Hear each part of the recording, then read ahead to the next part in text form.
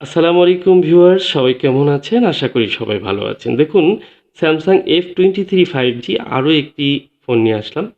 এই ফোনগুলোর ক্ষেত্রে একটি কমন প্রবলেম রয়েছে। আপনারা যদি এই প্রবলেমটি সম্পর্কে না জানেন, তাহলে কিন্তু এই ফোনগুলো নিয়ে যেকোনো সময় সমস্যা হতে পারে এবং কি যদি কখনো এই সমস্যাগুলো দেখা দেয়, তাহলে কিন্তু আপনার ফোনটি কাজ করতে গিয়ে একেবারে ডেড হয়ে যেতে পারে।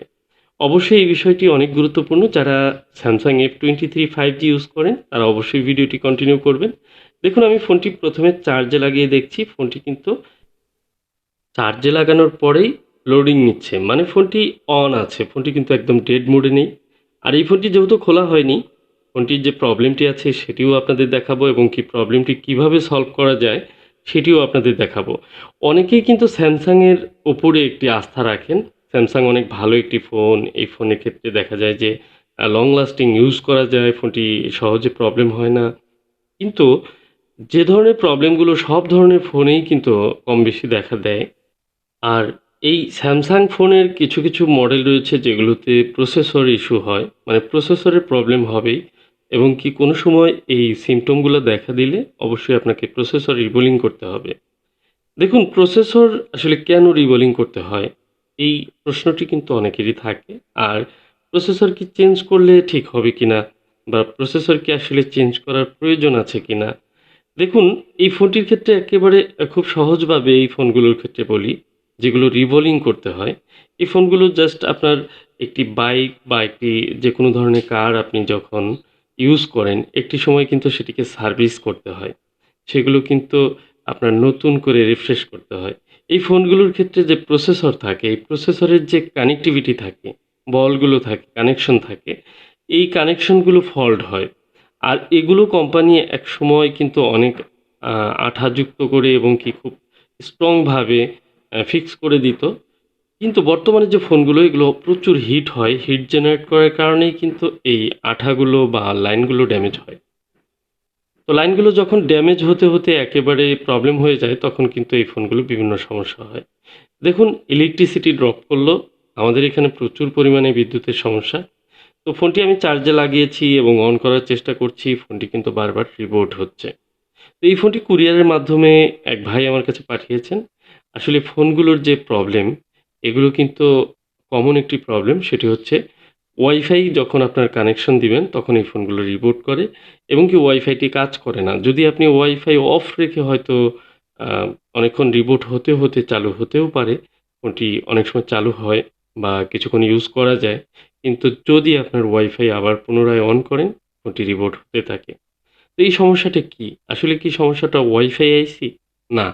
এই ফোনটিতে প্রসেসর থেকে এই সমস্যাটি হচ্ছে। আর আমি এই মডেলের অনেকগুলো ফোনে কাজ করেছি এবং কি আলহামদুলিল্লাহ প্রত্যেকটি ভালোভাবে সম্পূর্ণ হয়েছে এবং তারা ইউজ করছেন।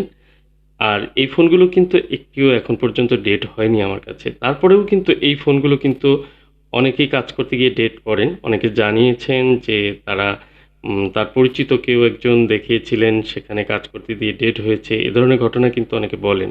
বা ডেট হয়ে যাওয়ার পরে আসলে কিছু করার থাকে না। কারণ এই প্রসেসরগুলো যদি একবার অন টাইম ইউজের মতো যদি একবার খারাপ হয়ে যায় তাহলে সেটি আর আ আসলে ভালো করা সম্ভব না। অনেক ক্ষেত্রে দেখা যায় মাইনর কিছু ডিজিজ থাকে যেগুলো রিকভারি করা যায়।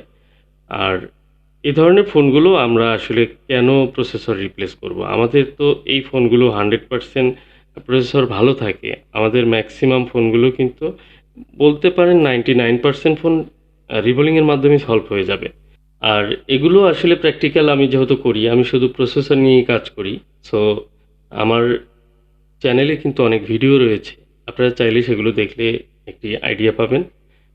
তো দেখুন, এই প্রসেসরটি আমি রিমুভ করব এবং সুন্দর করে রিভলভ করব। ক্লিন করে রিভলভ করে আবার ইনস্টল করব। তো এখানে আসলে অনেকগুলো প্রসেস রয়েছে এবং কি খুব সূক্ষ্ম কিছু কাজ রয়েছে যেগুলোতে আসলে ভুল হওয়ার মাধ্যমেই কিন্তু ফোনগুলো আনসাকসেস হয়ে যায়। আপনার এই যে ফোনের যে মাদারবোর্ডের পিনগুলো, প্রত্যেকটি লাইন কিন্তু আমাদেরকে সুন্দর করে ক্লিন করতে হয়। একেবারে ঘষে পরিষ্কার করে প্রত্যেকটি লাইনে কোনো ধরনের যেন আঠা না থাকে, সেভাবে ইনশিওর করে তারপরে কিন্তু আমাদের একটি প্রসেসরের জন্য আ ইনস্টল করার জন্য প্রস্তুত করতে হয়। এবং দেখুন, এখানে অনেকগুলো এনসি লাইন থাকে যে লাইনগুলো আসলে মাদারবোর্ডের সঙ্গে কোনো সংযুক্ত না থাকায় উঠে যায়, এগুলো নিয়ে কোনো ভয়ের কারণ নেই। তো এই প্রসেসরটি যখন আমি পুনরায় ইনস্টল করব, তখন এই ফোনগুলো কিন্তু আবার আগের মতো সচল হবে। মূলত প্রসেসরের যে কার্যক্ষমতা সেটি কখনোই এই রিবোলিংয়ের কারণে কমে না, যদি সেটি রিবোলিংটি গাইডলাইন মেনে করা হয়। কারণ একটি প্রসেসরের নির্দিষ্ট তাপমাত্রা দিয়ে কাজ করতে হয় এবং টেম্পারেচারের একটি লিমিট রয়েছে। বিভিন্ন ধরনের প্রসেসর কিন্তু বিভিন্ন ধরনের লিমিট থাকে এবং কি যে প্রসেসরগুলো অনেক পাতলা হয়ে থাকে সেগুলো কিন্তু টেম্পারেচার একটু লো দিয়ে কাজ করতে হয়। আবার যেগুলো অনেক মোটা থাকে সেগুলো কিন্তু একটু হাই দিয়ে করা যায়। তো এই বিষয়গুলো কিছুটা জেনে কাজ করলে আশা করা যায় এই প্রসেসরগুলো ড্যামেজ হবে না। দ্বিতীয় হচ্ছে যে প্রসেসর পিকআপ পয়েন্টটি আসলে অনেক গুরুত্বপূর্ণ। পিকআপ করতে গিয়ে কিন্তু অনেক প্রসেসর ড্যামেজ হয়। এরপর হচ্ছে ক্লিন করতে গিয়ে ড্যামেজ হয় এবং কি অনেক ক্ষেত্রে দেখা যায় রিবোলিং করতে গিয়েও কিন্তু ড্যামেজ হয়। তো প্রত্যেকটি স্টেজ যখন সঠিকভাবে সুন্দরভাবে করা হবে এবং কি মাদারবোর্ডের অন্যান্য যে কম্পোনেন্টসগুলো সেগুলো যেন কোনোভাবেই ক্ষতিগ্রস্ত না হয় সেই বিষয়টি খেয়াল করে কাজ করা হবে, তখন সেই ফোনটি বলা যায় যে ইনশাল্লাহ প্রত্যেকটি ফোনই কিন্তু সাকসেসফুলি অন হয়ে যাবে। তো আজকের যে ফোনটি স্যামসাং F23 5G ফোনটি কিন্তু রিবুট করতো। এই প্রবলেমটি ফিক্স করার জন্য আমি কিন্তু প্রসেসরটি রিবোলিং করছি। আর এ ধরনের 5G প্রসেসর, বিশেষ করে এই ফোনের যে প্রসেসরটি ইউজ করা হয়েছে, এই প্রসেসরটি কিন্তু শুধু এই ফোনে নয়, এইটি Xiaomi, Redmi এবং কি Samsung সহ অন্যান্য অনেক ফোনেই কিন্তু এই প্রসেসরটি ইউজ করা হয়েছে। তো এই প্রসেসর যেসব ফোনে ইউজ করা হয়েছে সেই সকল ফোনেই কিন্তু কোনো না কোনো সময় এই ধরনের সমস্যা আসতে পারে। বিশেষ করে ওয়াইফাই প্রবলেম এবং ক্যামেরা প্রবলেম, সেই সাথে ফোনগুলো রিবুটিং প্রবলেম, এই প্রবলেমগুলো যদি দেখা দেয় তাহলে অবশ্যই কিন্তু ফোনটির হিস্টোরি ডায়াগনোসিস করতে হবে। হিস্টোরি জানার পর এই ফোনগুলোকে আমরা প্রসেসরের জন্য রিবোলিং করব কি করব না এই বিষয়ে সিদ্ধান্ত নিতে পারবো। যা হোক, প্রত্যেকটা ফোনের ক্ষেত্রে আমাদের ভেবেচিন্তে কাজ করতে হয়। বিশেষ করে যে ফোনগুলো সরাসরি কাস্টমার আমাকে ইনটেক অবস্থায় পাঠায় সেই ফোনগুলোতে আমি অনেক ভেবেচিন্তে চিন্তাভাবনা করেই কাজ করার চেষ্টা করি। কিন্তু অনেক টেকনিশিয়ান ভাই যারা ফোন পাঠাতে চান বা পাঠান, তাদের কাজগুলোতে দেখা যায় যে তারা যে কাজগুলো করেছে পিছনে সেগুলোর সম্পর্কে অনেক স্টাডি করতে হয় এবং সেই কাজগুলো দেখে সেগুলোকে আবার রিফ্রেশ করে তারপর কিন্তু সামনে আগাতে হয়। আর শুধু এই কারণেই কিন্তু যে ইনটেক ফোনগুলো যেগুলোতে কোনো কাজ করা হয়নি সেই ফোনগুলোর কাজের যে সময়সীমা এবং কি কাজের যে ধরন সেটি কিন্তু আকাশ পাতাল ডিফারেন্ট হয়। যে ফোনগুলো কাজ করা এবং যে ফোনগুলো কাজ করা হয়নি। আরেকটি বিষয়, যে কাজগুলো আসলে ভালো টেকনিশিয়ান যারা দক্ষ, যারা এই বিষয়গুলো বুঝেন তাদের হাতে কিন্তু ঠিক হয়েই যায়।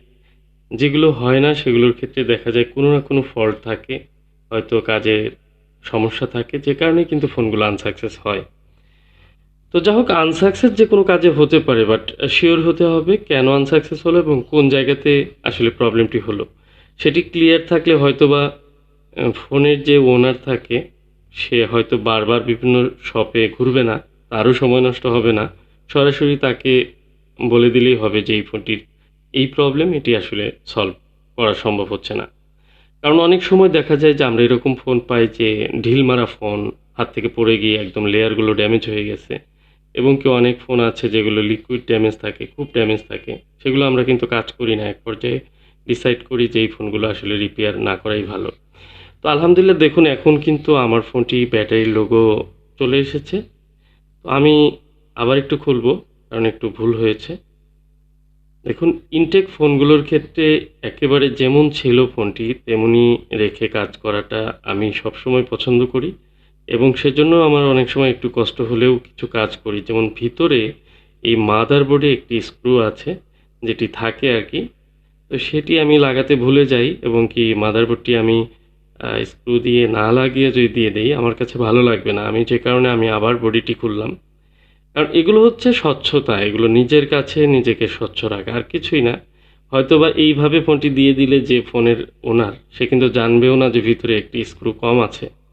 ঠিক আছে? কিন্তু সেই স্ক্রুটি কিন্তু মাদারবোর্ডটিকে খুব শক্তভাবে বডিতে ধরে রাখে। এটির একটি কাজ আছে। আসলে আমরা অনেক সময় ছোট, ছোট বিষয় কিন্তু গুরুত্ব দেই না। আবার অনেক সময় কাস্টমাররাও কিন্তু অনেক ছোট বিষয়কে অনেক বড় মনে করে। যেমন অনেক স্টিলের ঢাকনাগুলো যেগুলো অন টাইম থাকে আমাদের খুলে ফেলতে হয়, সেগুলো আর লাগানো সম্ভব হয় না। বা লাগাতে গেলে অনেক সময় শর্ট হয়ে যায়।